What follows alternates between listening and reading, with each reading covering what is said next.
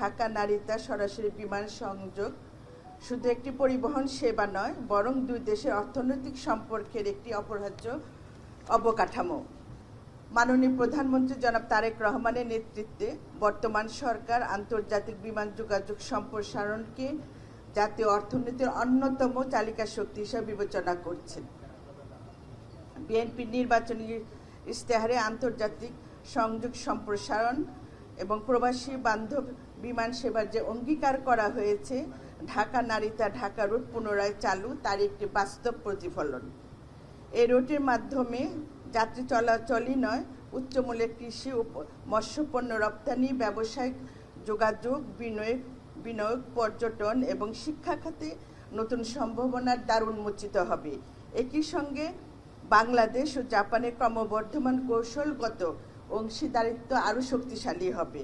আমাদের লক্ষ্য শুধু একটি ফ্লাইট পরিচালনা নয়, বাংলাদেশকে বিশ্বের সঙ্গে আরও দ্রুত, আরও শক্তিশালী এবং আরও লাভজনকভাবে সংযুক্ত করা। আজ আমরা শুধু একটি রুট পুনরায় চালু করছি না, বাংলাদেশ ও জাপানের অর্থনৈতিক অংশীদারিত্বের জন্য একটি নতুন দিগন্ত উন্মোচন করছি। ধন্যবাদ।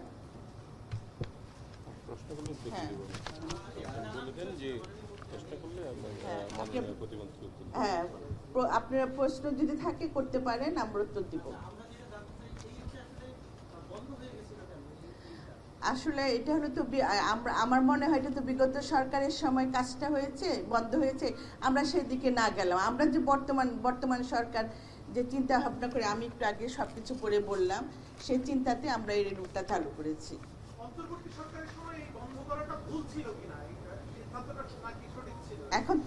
এখন এটা তো আমি বলতে পারবো না, তাদের সিদ্ধান্ত তারা কি হিসাবে নিয়েছে। আমরা মনে করি আমরা জাপানের যারা আমাদের বাংলাদেশি যারা আছেন তাদের চাহিদা, তাদের প্রয়োজনে এই রুটটা চালু করেছি যাত্রী সেবা দেওয়ার জন্য। আমরা এর আগেও দেখেছেন আমরা ম্যানচেস্টারটা চালু করেছি, সেটা কিন্তু আমাদের পরিকল্পনা আছে যে আমরা এটা আর বন্ধ হবে না, সেভাবে নারিতাও বন্ধ হবে না। কারণ আপনারা জানেন যে ইতিমধ্যে আমরা ফ্লাইট এয়ারক্রাফট আরও আনার চেষ্টা করছি। যখন এয়ারক্রাফটগুলো চলে আসবে ইনশাল্লাহ আমাদের আর বন্ধ করার প্রশ্নই ওঠে না।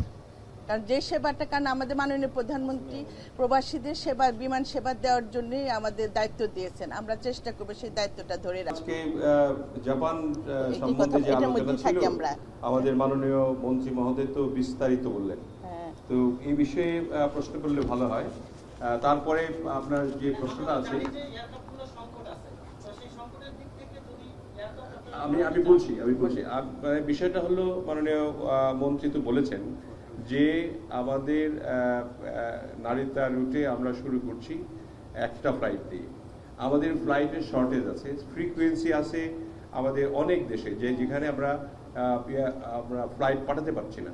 এই জন্য আমরা 14টা সাইন করেছি, বোয়িং ঠিকই আছে, আপনি যে কোশ্চেন করেছেন, এবং আমরা পারলে আমরা 10টা এয়ারবাসও ক্রয় করব, চুক্তি করব। কারণ আমাদের এই ফ্লাইট যে আমাদের বিভিন্ন দেশে পাঠানোর যে ফ্লিট, সেটা আমাদের পর্যাপ্ত নয়। আমাদের ইচ্ছা যে আমরা 2034 সালের মধ্যে আমাদের ফ্লিটে যাতে 50টির মতো ফ্লাইট থাকে। সেই কারণে আমরা এই ফ্লাইটগুলি নেওয়ার চেষ্টা করছি, আমরা লিজ নেওয়ার চেষ্টা করছি। যে কারণ আমাদের যে ফ্লাইটগুলো আমরা কিনতে যাচ্ছি বোয়িং এবং এয়ারবাস থেকে যে ক্রয় করতে যাচ্ছি, সেগুলি 31 সন থেকে আরম্ভ করে 35 সন পর্যন্ত তারা এই ফ্লাইটগুলি ডেলিভারি করবে। সো আমাদের এমনিও অন্তপক্ষে এখন এই রুটগুলি মিট আপ করার জন্য 10টি এয়ারক্রাফট আমাদের লিজ নিতে হবে। আমরা লিজ এই জন্যই দিব। ধন্যবাদ। দেখেন, চালু করার ব্যাপারে কিন্তু মাননীয় মন্ত্রী মহোদয় বলেছেন, আপনারা বিস্তারিত বলেছেন, আপনার এটার প্রশ্ন আর থাকার কথা নয়। তবু আমি বলি যে ওনার কথাই বলি যে উনি বলেছেন যে আমরা বিগত সরকার কেন বন্ধ করেছিল, কিন্তু আমরা যে দেখেছি যখন লাভ করা শুরু করেছে তখন বন্ধ করেছে। কিন্তু আমরা এখন পর্যালোচনা করে দেখেছি যে আমাদের 2.5 লাখ বাঙালি ওখানে থাকেন, স্টুডেন্ট এবং অন্যান্য মিলে সেটা বাড়ছে। আর তাছাড়াও 40,000 45,000 বাঙালি থাকে, ছাত্র এবং শ্রমিক। আর তাছাড়াও নেপালের 2.5 লাখ লোক আছে। হ্যাঁ, সেই লোকগুলি এই ফ্লাইটে এসে আসলে পরে অবশ্যই এটা লাভজনক হবে বলেই আমরা পর্যালোচনা করেছি এবং বিমান ক্যালকুলেশন করেছে যে আমাদের দেখেন এই ফ্লাইট যে যাচ্ছে এটার কিন্তু 50 ফ্লাইট যেটা ফুল অলরেডি বুকিং হয়ে আছে। আবার আগামী যে আমাদের ফ্লাইটটা যাবে সেটারও টিকিট বিক্রি শুরু হয়ে গেছে। আমরা আশা করছি অবশ্যই এই ফ্লাইটটি আমরা লাভ করতে পারবো এবং আমাদের লিজ ফ্লাইট যখন আসবে তখন সেখানে আমরা ফ্রিকোয়েন্সি বাড়িয়ে দেব।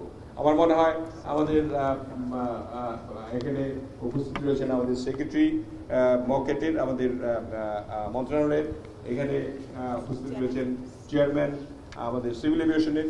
তারা সকল কিছু পর্যালোচনা করে মানে সবকিছু বিবেচনা করে এই ফ্লাইটগুলি চালু করা হচ্ছে এবং আমাদের উচ্ছ্বাস উল্লাস যে বাঙালিরা যারা আছে জাপানে তারা কিন্তু খুবই খুশি যে তাদের নিজস্ব ক্যারিয়ার, ন্যাশনাল ক্যারিয়ার পাচ্ছে তারা। এটা আমাদের জন্য অত্যন্ত আনন্দদায়ক, আপনাদের জন্য আনন্দদায়ক যে আমাদের ন্যাশনাল ক্যারিয়ার আমাদের লোকদের বহন করবে এবং সেটা লাভজনকভাবে। আমার মনে হয় এখানে ডিএমডি মঈন সাহেবও আছেন, তারপরে আমাদের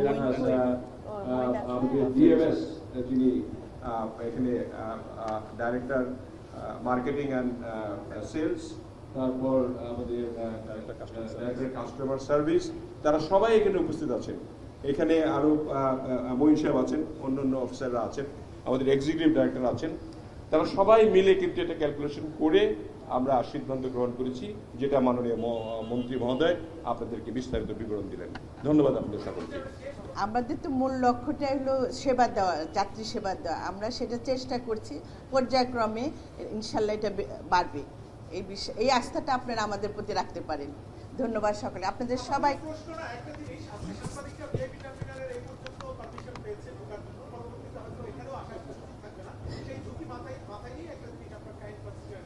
না, ইনশাল্লাহ থাকবে থাকবে।